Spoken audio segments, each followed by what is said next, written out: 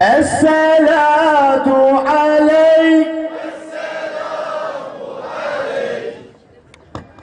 Değerli misafirler, saygıdeğer yaygın halkı, حقيقة مهم مينن جغير دين إسلامي جتشتي ماين جفكر ماين بيكي إنسان فترته فنا بينن بلكي فترته إنسان بوان تشتانا خراب به بلكي إنسان بوان تشتانا تي درجة حيواني بلكي حيواني daha berjiyetirdi be.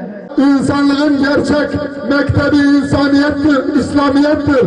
Eğer insan İslamiyetle okur, yazarsa, öğrenirse, taallum ederse, hayatına yansırsa gerçek insanlık mahiyetine kavuşur.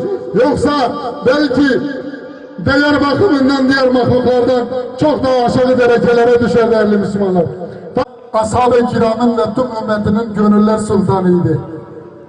Ashab-ı kiram Peygamber aleyhissalatü vesselam'ı çok seviyorlardı.